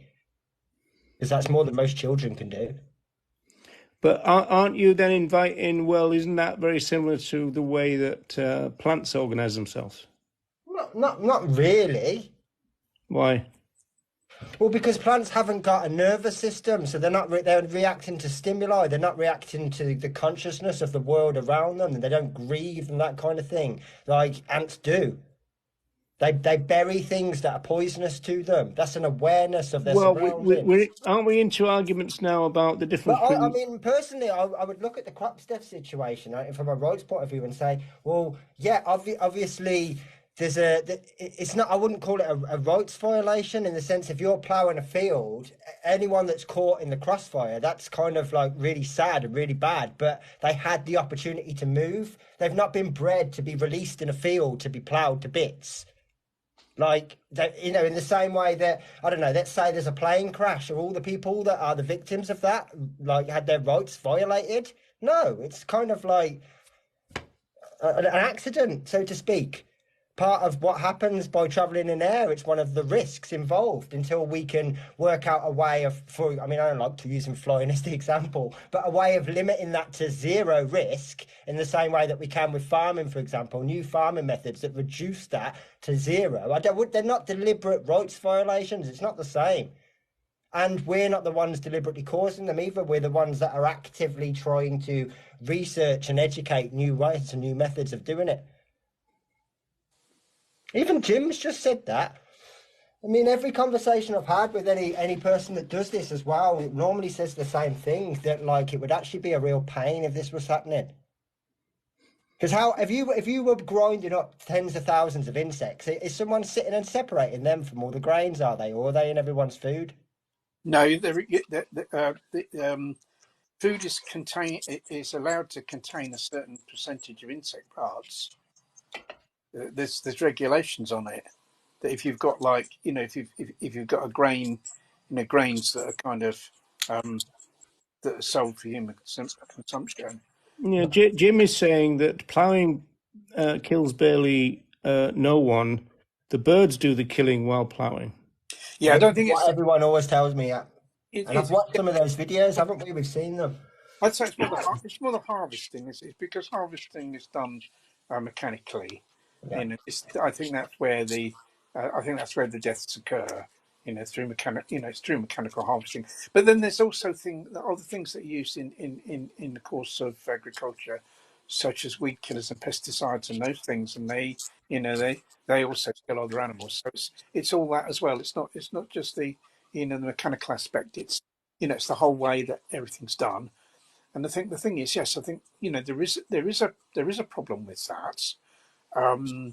It's still the case that non-vegans contribute more towards that than vegans do, because non-vegans actually consume more crops than vegans because of the crops that are fed through the animals that the non-vegans eat. So, if somebody doesn't like crop deaths and wants to avoid, being responsible for them as much as possible, then the first thing they need to do is adopt a vegan diet, because immediately then they're cutting the number of crop deaths that they're responsible for.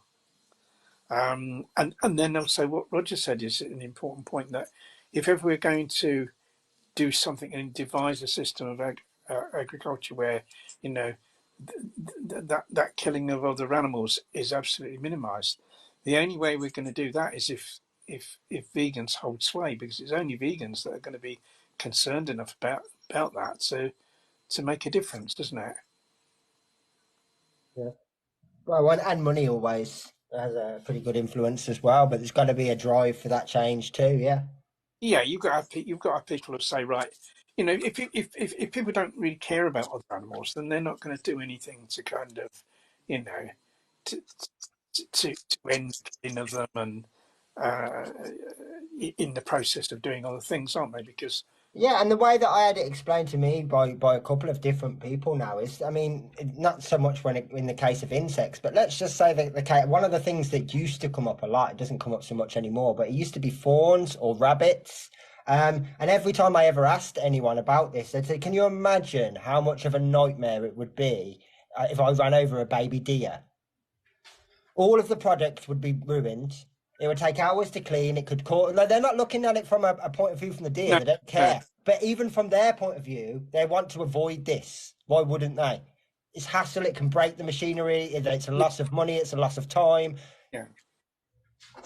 That's the only way. The first thing, if someone's concerned about crop, if someone's concerned about crop deaths, right, rather than just wanting to use it as some kind of, thin excuse to carry on consuming animal products, and it is an excuse to consuming other animal products, is actually a very strong argument for not consuming animal products. products.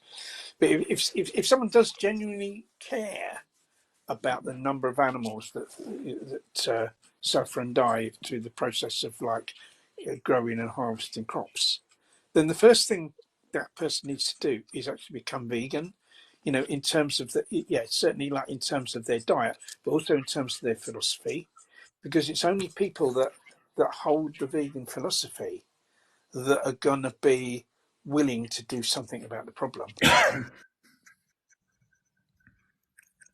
Yeah, well, sorry, I had to step away for cat duties, but this person is kind of saying a few they work for a vegan organization, but not because I think doing so helps other animals, which is a very weird thing for a vegan to say, right? I say this in response to your question, not to be insulting. I hope my comments will be taken in that spirit. But I consider the conflation of veganism and animal rights to be quite possibly the worst thing that ever happened to the animal rights movement. So is there anything you've heard that makes sense to you in all of this so far, guys? I mean, the only thing I've heard that kind of sort of resonates with me really is kind of what I said already about a lot of vegans not. A lot of people who call themselves vegans don't appreciate the scope of veganism. What? Yeah, okay, but what about the civilization point? Well, civilization is like kind of depends what's meant by civilization. If civilization is civilization, does it mean people interacting together in a way that's civilized, in a way that people treat each other with respect and like that? If that's what's meant by civilization, so their concern is free living beings. So who else besides vegans and maybe conservationists are going to care about them? And then the real question for me then is, well, how large do the the vegan community become before we try to start to address these issues? For example, I mean, just an example that I could think of that I've thought about before. In Dublin, right, there is a Facebook page with got about 13,000 members. Now, I don't know, but I was thinking that if everybody gave €1 a month, that's 13,000 a month. Would that be enough to run or set up a vertical farm, and then we'd have a way of distributing the produce back to everyone and stuff like this? So, I mean, in other words, when do the vegan movement have to become practical rather than just theoretical? I mean, I know that we've done that already. We've made plant milks, and it's not as though anybody can accuse, the early vegans of not doing anything. I'm not saying that. I think to universalize these things, you've got to have a radical change of administration. I think there are certain things that can be set up as an example of how things could work. I mean, I often talk about Tolhurst Farm, which is a veganic farm in England. I think it's Oxfordshire or somewhere around there, where everything's grown veganically, don't use pesticides or weed killers or anything like that. And many people would say, Ronnie, that they would just get wiped out by pests, right? No, but they don't. No, this is the thing.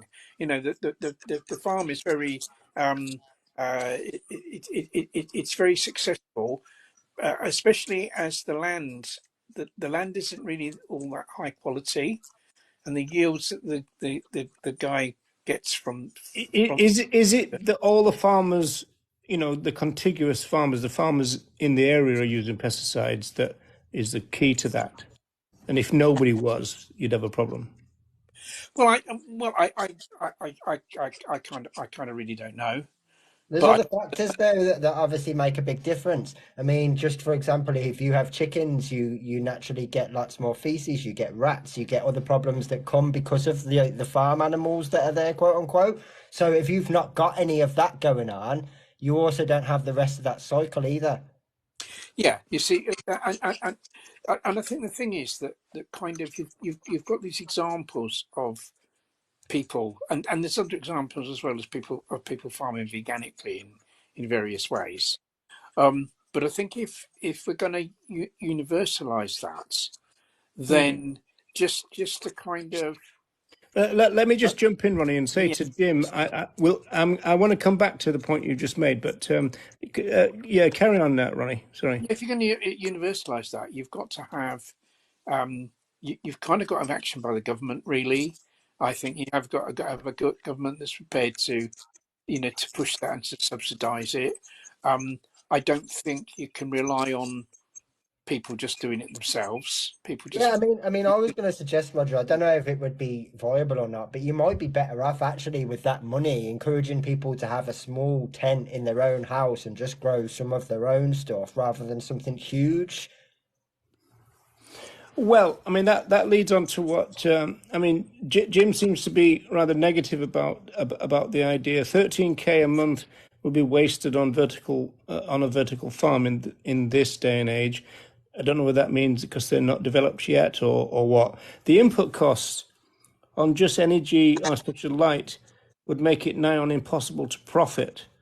Whereas I think that the ones that I've seen, we're talking about solar panels, wind turbines. Your initial costs would be your most expensive. Yeah, it's a setup cost, which is where you'd need government subsidies and stuff, really, wouldn't it? Yeah. I know George Monbiot isn't keen on vertical farming. He's not. No, he thinks it's for the same reason. He thinks it's not cost efficient, and it only really pays if you're kind of producing really top end stuff that people are going to pay a lot of money for. That's his view. That's what he said in his, in the book that he wrote, Regenesis. I think he's. My worry about vertical farming so far is the small amount of products that seems to be able to be produced by it. It depends on how big the scale of operation is. No, it's mainly lettuce and stuff, isn't it? Yeah, I mean, where George Monbiot's in terms of producing food where you're not actually growing it on the land. The main thing he promotes is this bacterial fermentation, which is to produce oils and protein. That's would be like a kind of industrial unit, and obviously it would require energy, which would obviously preferably be renewable energy. But it's the reason why he's so much into that is because a hell of a lot of agricultural land is used to produce those two things. If you look at protein, I mean that's all your animal farming, and it's also all your growing of soya and stuff like that. And with your oils, it's stuff like palm oil, rapeseed oil. You're talking about a vast area of land that could be freed up and could be rewilded if that was no longer used to produce. Jim is saying, Ronnie, you can't replace the sun. I mean, that's got to be true in a way, isn't it? Well, in terms of this it requires energy. The bacterial fermentation requires energy, and so obviously that has to come from that has to come from electricity, and so that needs to be generated in some way, and so preferably that would be generated by renewables. I think Jim's last comment is we wouldn't agree on that. What looks better, green countryside or an industrial unit? Well, we've got both already. It's just the thing is, what looks better, green countryside or forest or wild places? You see, this is the thing. What you'd be, the reason for doing this is so that more land can be rewilded, so we don't need as much land for agriculture. And if that land can be rewilded, it's beneficial in two ways. First of all, it hugely helps to combat the climate crisis by drawing carbon dioxide out of the atmosphere. And secondly, it's hugely beneficial for animals living in the wild.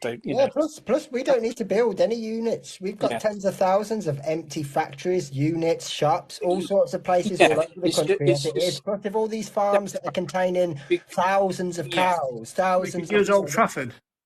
Yeah, there's loads of space potentially. And I think that's what he sees as much more economically viable. And there's already a pilot scheme. I think there's somewhere in Holland that he went to that's already doing that. And he went there and tested some of the products they're producing over there. It's the scalability, Ronnie, isn't it? That people would say, well, okay, this is just theoretical right now. Well, the thing is, the thing about it's theoretical, yeah.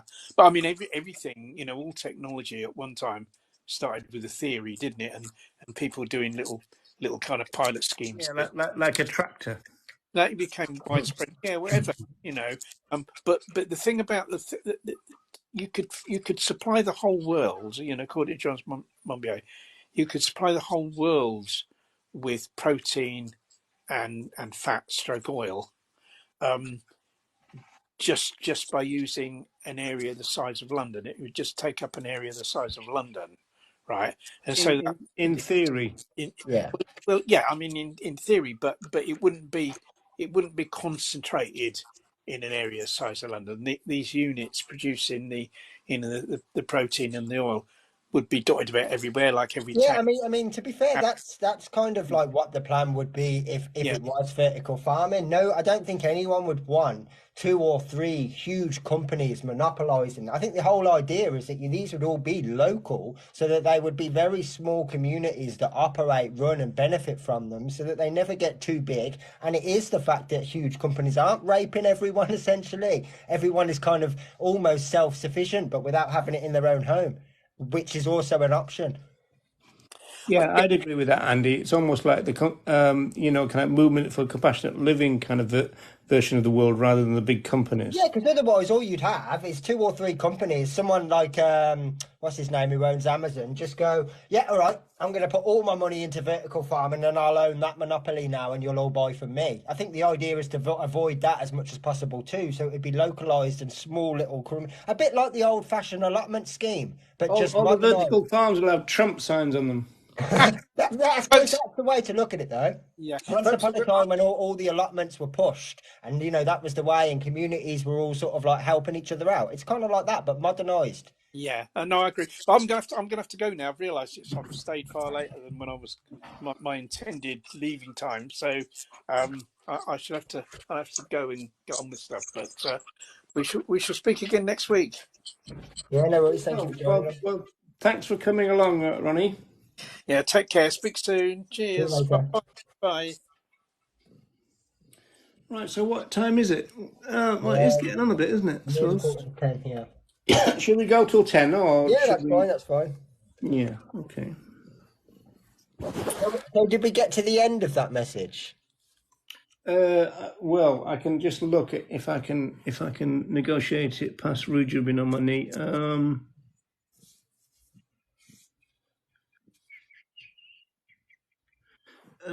I think it's fine to have a vegan movement, but I think it should be a million miles away from the animal rights movement. Well, to be honest, it is. So they've got what they want in that regard. But yeah, I mean, to be perfectly honest, it's hard. I don't want to say too much because I'm trying to be quite fair and I don't want to assume some of their points. It might be better. I mean, if there's someone you know or whatever, just say, look, maybe just come and do a show or a conversation about this so you can at least elaborate and kind of explain yourself. So rather than us making assumptions, we could just be misinterpreting what he's trying to say. Yeah, well, it's a name that I know, but I've not really had much interaction. Because I mean, it's an interesting conversation, but I don't want to misrepresent them by misunderstanding what they're saying. Yeah, but I mean, so is what Ronnie's saying about what Monbiot's on about, and so is what Jim is saying about the viability of vertical farming, because of course that's always the thing that if you're in the industry and also every human's got to be fed, then it's kind of like, well, look, we've got a system that it works now in inverted commas compared with this theoretical idea for the future, right? And so people are going to want to move very, very kind of cautiously, aren't they, towards the idea of vertical farms springing up everywhere. It seems to me that I find it hard to imagine that there's that many downsides to it, depending on how it was arranged and whether you could get governments to have some kind of subsidy system. Wow, it's not too dissimilar from the whole solar panel system that they massively subsidise. Um, but yeah, Yeah. I guess it's the same with a lot of these things. Well, Once upon a those two time, things should go together, surely.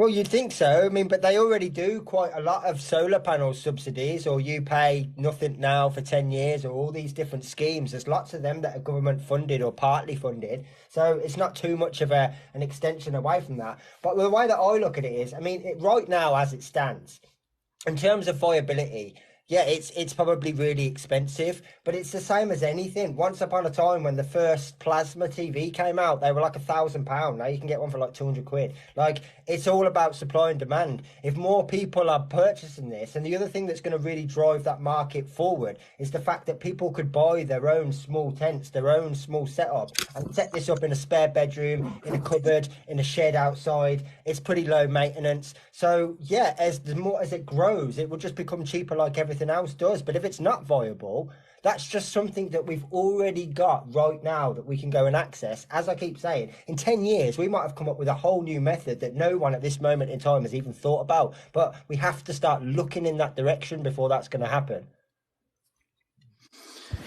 Well, Jim is saying there are many more issues in the world that need addressing before we tackle vertical farms. Well, obviously, we'd have to figure out what they are, and are they not related to it anyway, in the sense that if we're talking about yeah, I mean, famines, starvation poverty, and all that kind of stuff. yeah, they're all kind of related, yeah.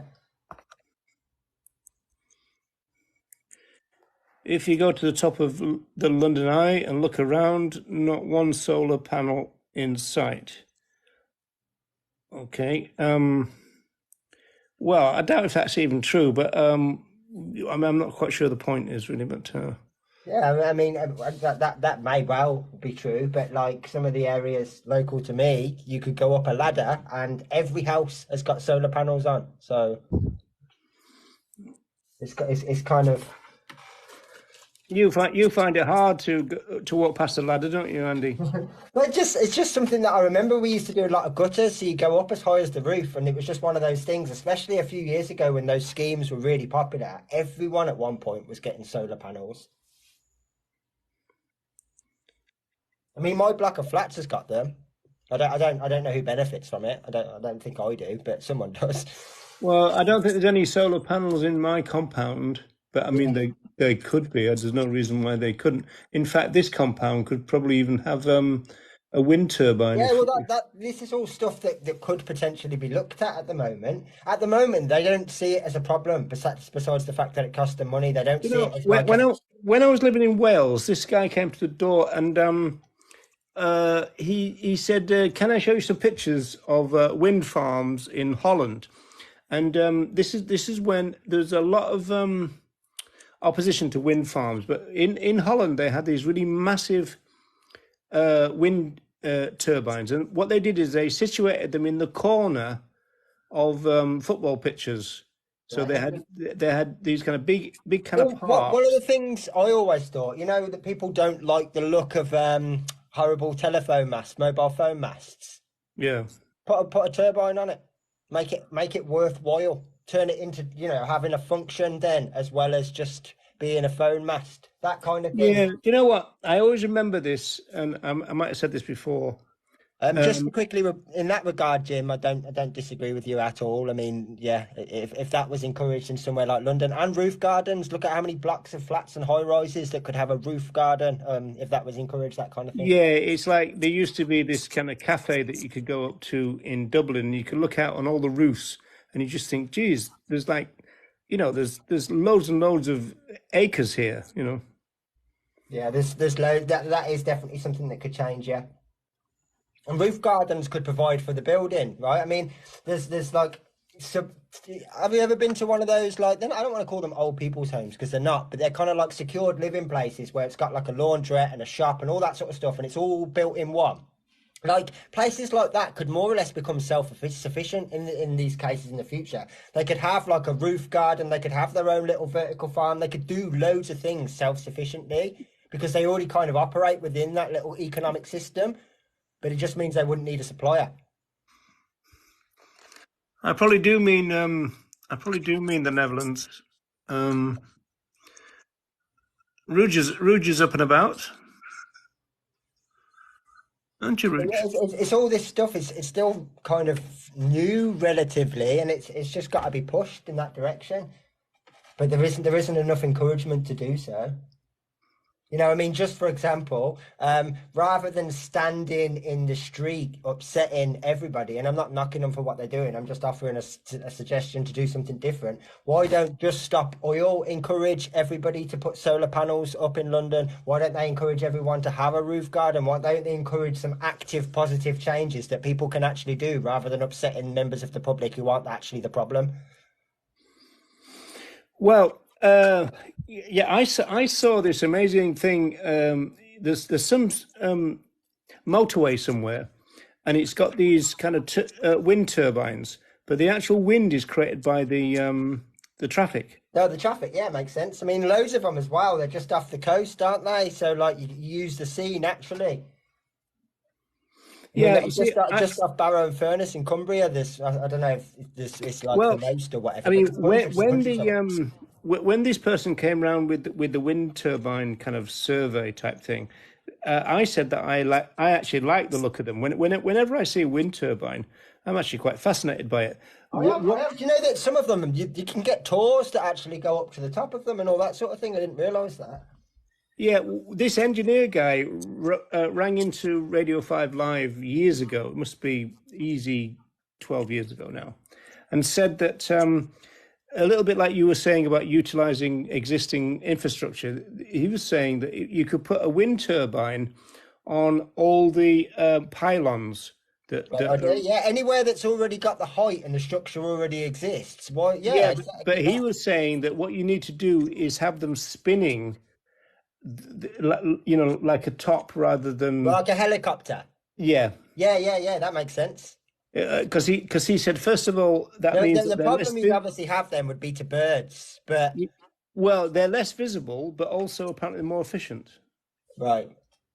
Because obviously, just for example, pylons are naturally where a lot of birds nest, sit. So I suppose all of that sort of stuff would have to take into consideration. Yeah, but in terms of what could be done, yeah, it definitely would be something, especially with the foam masts. I've thought that a few times because they're naturally very tall. Most people think they're an eyesore. I just think, well, if they had a turbine on and they were actually powering something and everyone was benefiting, they wouldn't have such a problem with it.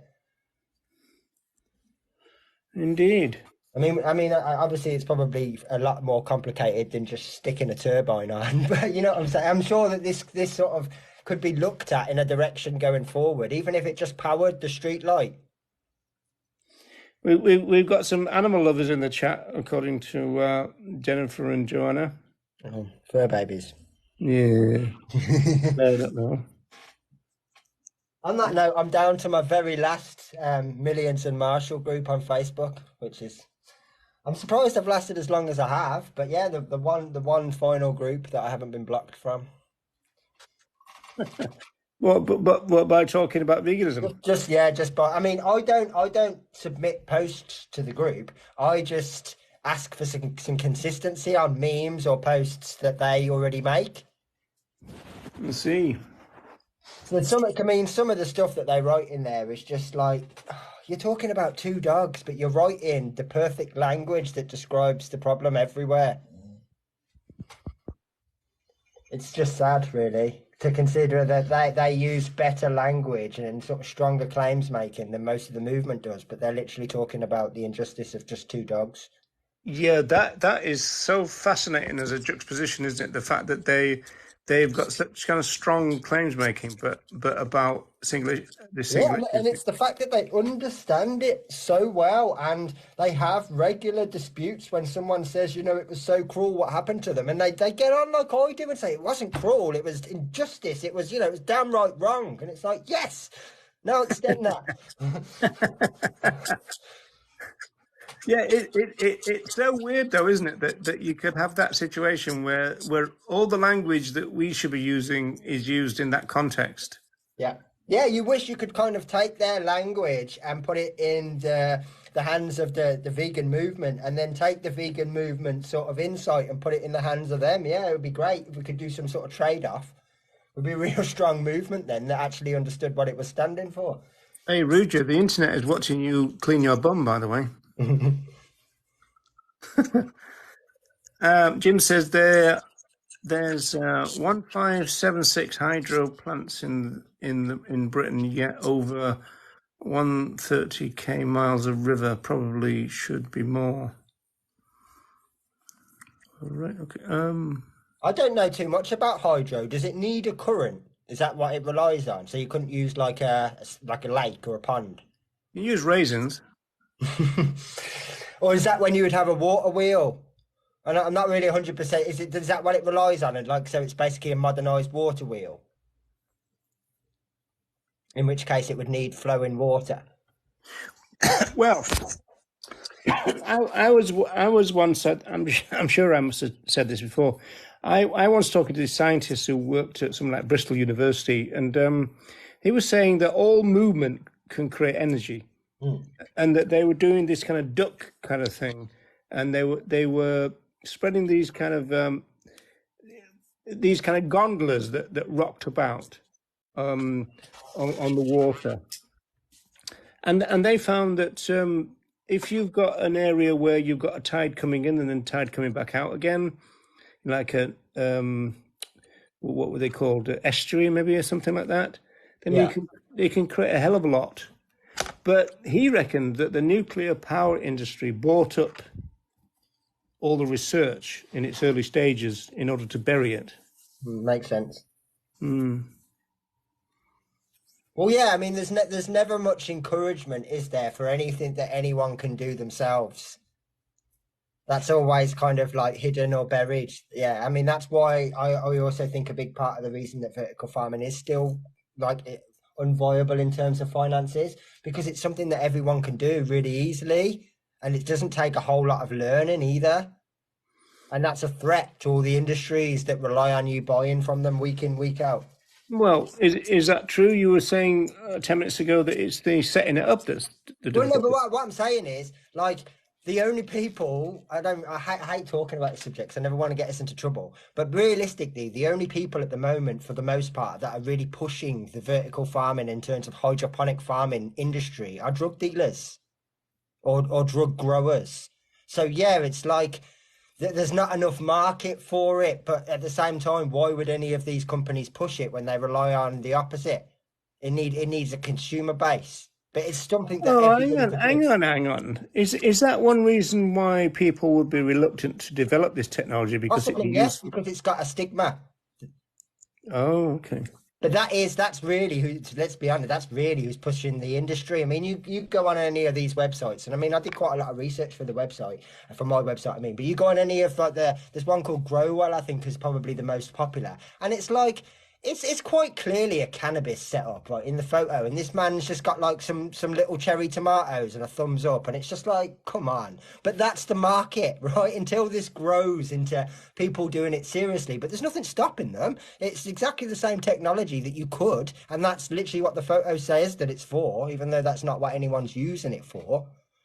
Right, so what I'm saying is people could have these little setups, very small, about the size of a wardrobe, say, in their house, and they could grow their own, for example, bell peppers. They could grow their own chilies, their own tomatoes, their own cucumber, that kind of thing. So it's not meaning you don't gotta go shopping anymore, but it means you can save a few quid a week, and then it just builds and builds and builds. But that market's got to be consumer based. It can't be like drug based.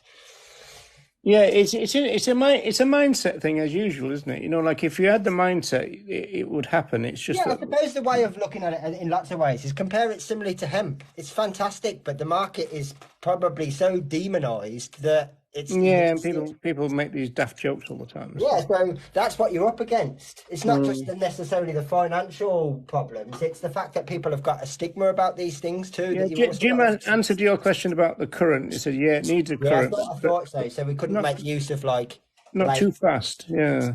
So 3 miles down river, and it's slow as piss. Well, sometimes piss is quite fast. Well, not mine at my age. It's more of a dribble, I think. But let's not get into that. Yeah, we've got about a minute left. So anything you want to say to end this then, Andy?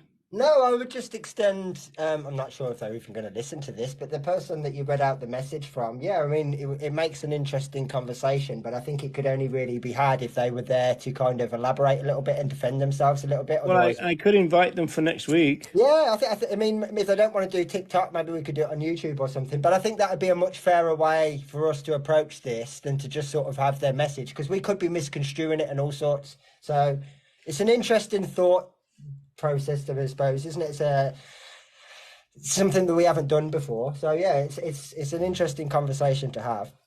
Yeah, well, I'll do that, and yeah, right then, folks. Well, your idea, Andy, was that if I hosted it, we're going to get all these fresh people. It hasn't really worked that way, no. But no, we've just got the diehard as always. So thank you, everyone. It never did. In fact, if we ever wanted to kind of deplete and deflate Jennifer's thing when she had 48,000 people in there, I used to go on and then 5 minutes later, 50 people. Yeah, that's right. It's not even worth suggesting that Jennifer hosts British Power Trip. Did anyone? No, I didn't. No. Well, I was going to mean it's not even worth then in that case. Say Jen, you host, and then we'll just carry on as normal, but just she hosts, so to speak, and bring more people in that way, because obviously it wouldn't work. Yeah, I don't even know who Guy Martin is. No, not me. Okay. All right then, people. Thanks for tuning in, and we'll see you. Please watch it. Okay. Is it on YouTube, Jim? I'll have a search of it. Guy Martin's Great British Power Trip. I'll type it into YouTube. Yeah, go on then, because I'll watch that tonight if it's there. Oh, Channel 4. Saying, well, I can't get that. I'm in Ireland. No, I don't have a TV. Power Trip. Yeah, but normally they've got a player that you can get in England. Okay. Oh yeah, it says Channel 4. Sign in to play episode 1. Oh, I've got to make an account. Okay. Oh, yeah, all right. It'll be on YouTube, Jim thinks. Have you found it on YouTube, Andy? No, I just typed it into Google. I'll try it on YouTube. Yeah, for me, if it's on YouTube, I don't really want to make an account on Channel 4, to be honest. Oh, yeah, okay. It is. Episode 1. There you go. Yeah. It's on YouTube? Yeah, someone's got... Well, I don't know how many episodes there are, but someone's got episode 1 to 4 at the very least, so I can at least start it. Okay. Well, yeah. Send me that link then, will you? I'll watch that tonight. I'll copy and paste it now. Yeah. Okay. Thanks for that tip, Jim. Okay then. Catch you later, everyone. See you later. Yeah. Bye now.